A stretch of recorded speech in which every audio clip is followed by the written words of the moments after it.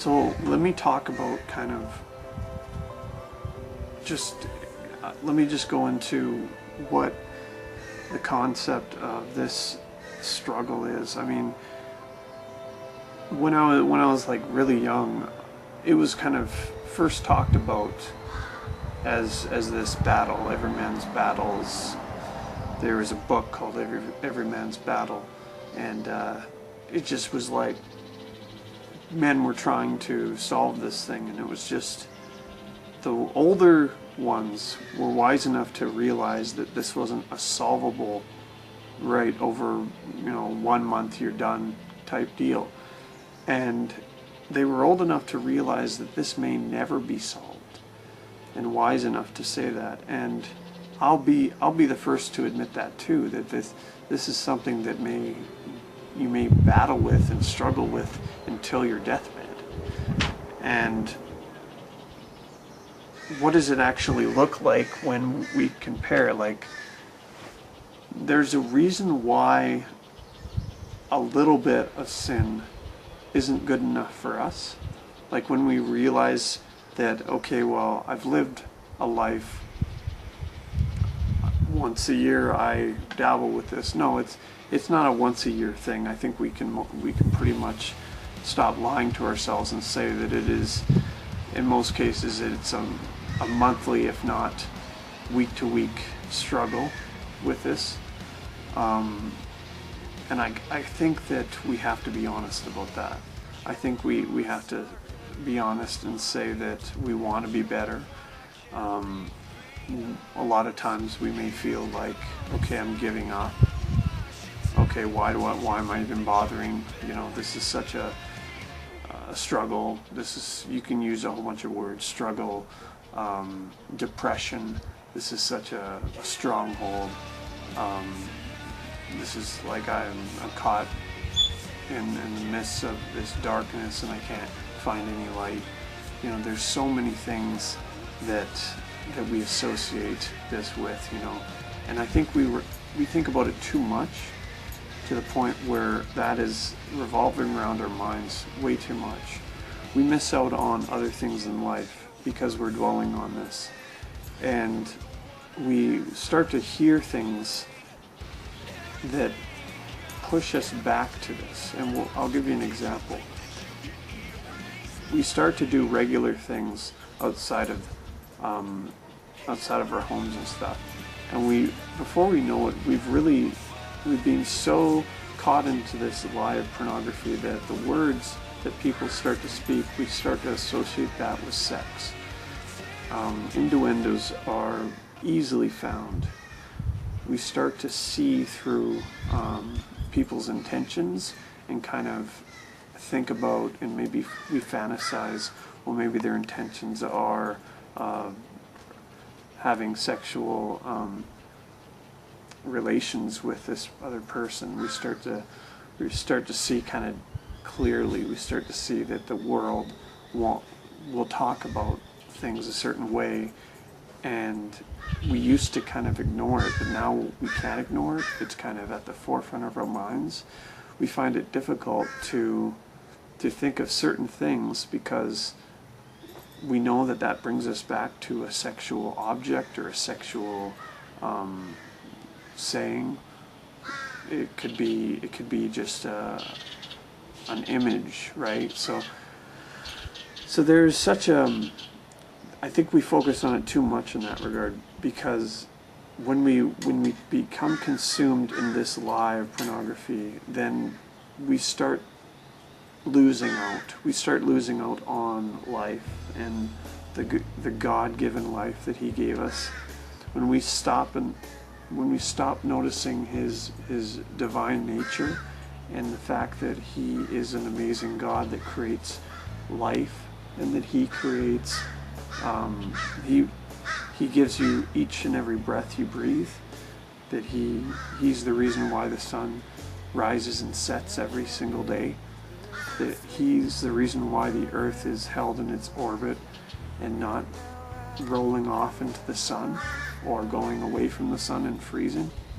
When you start to focus on other things, you tend to lose that. You tend to not notice as much, all the majesticness of God, and the fact that God wants your best. He wants your best out of everything. He doesn't want you to settle for this lie, and he doesn't want you to give up.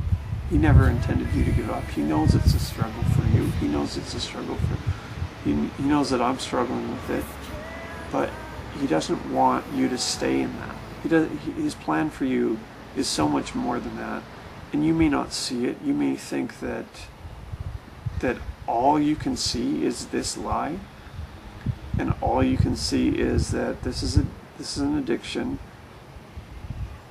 and I don't think I'll ever overcome this. I've tried everything. I've tried all of the programs. I've tried the studies. I've tried different things, and still fall short. Well, I'm here to tell you that is me. That is me. I've been one to fall into this wasteland of fantasy, to the point where what I actually have in reality is so mixed with the fantasy. To be clear, your fantasy, when those are your highlights and those are your ultimate place to find your pleasure, as you call it, when those start to mesh and you start to try and involve those, you end up talking like me, talking like I'm in a porn video around my wife. It doesn't matter which part I'm playing. It's the fact that I am using almost a falseness of dialogue or motions or mood that are from this other fantasy that's a complete lie, and trying to involve it in a reality over here, and they don't work. They do not work. Quite often than not, for my wife, it'll be just the fact that I'm acting like a child. And it's interesting that she often says that I'm acting like a child, because in a sense that is kind of a childlike thing. When your child continues to fall in the same trap, your mother and you're a father and you're a parent and you're trying to instruct your child, there's a wisdom, right? There's a wisdom, like when this child matures, they're not going to do those silly things anymore. They're not going to be stuck in those small baby steps that they need to learn. At the time it can maybe seems like we have to tell our kids again and again and again and again, and they don't seem to get it. Well, that's kind of like the false fantasy.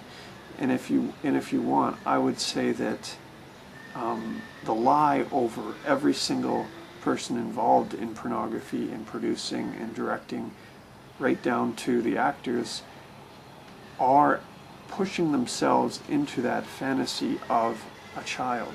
They're not wise enough to see that that's not the best for themselves. But not everyone is, for a person taking drugs and heroin and whatever, they're not wise enough to see off the bat, because why would they be involved from the beginning? If they were wise and educated, they wouldn't be taking it in the very beginning anyways. But when you have these people that are mixed in this pornography culture, then everything tends to become,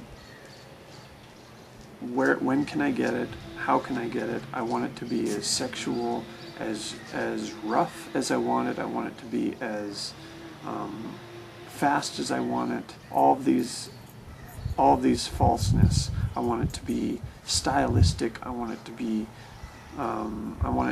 meaningful. I want it to be above and beyond of what an actual sex in a marriage is. I want it to be to the extreme, where it's like the highlight of my entire 10 years. I've never had sex like this. So exaggerated to the nines. That is where people are trying to live. And so what ends up happening, if someone is addicted to that and they actually try and have a real relationship or a marriage, nothing can compete with that, because that's so to the extreme. So you're a guy that's used to this, and then you settle for, well, can I at least get half of what I was talking about, or half of what I want? You will never find a wife that's going to be as perfect as that. You can't. It's unrealistic. You start to see things differently, and you start to realize there is not one woman on this earth that is ever going to satisfy me. It doesn't matter who you are, which top model you are. You get to the point where you start to realize, oh, I'm a man, I actually want a lot of other women. And then you realize, why do I want all these other women? And then you start to realize, wait a second, why do I want a lot of women? And then you start to realize, no, why do I want tens of thousands of millions of women? And you can't answer that, because you just do. And you realize, I have a problem. I have a huge problem. And you kind of wish, well, gee, I wish I was a little more picky. But then that doesn't really matter, because then you start to put down everyone that's below 10, a number 10 of a woman, and so you start all over again. It's just a cycle. You're never going to be satisfied. A man can never be satisfied when he's seeking someone that isn't actually real. A man cannot be satisfied if he's seeking someone that's not actually real. If a man is married and he cannot find contentment with his wife, he is in the danger zone. How did he let himself get to that? He didn't just wake up and say, no, all these changes my wife has gone through, they were so big changes. I never thought that my wife was going to change, and never in a million years in my marriage did I thought. You weren't educated. You weren't educated to know that when you get into a marriage, you both change. And that's the reality of it.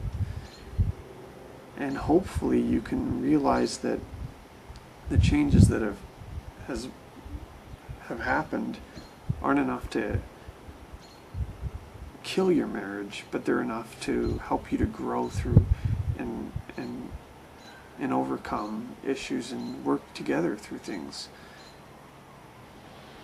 Don't be living in a fantasy. Cut off this from your life.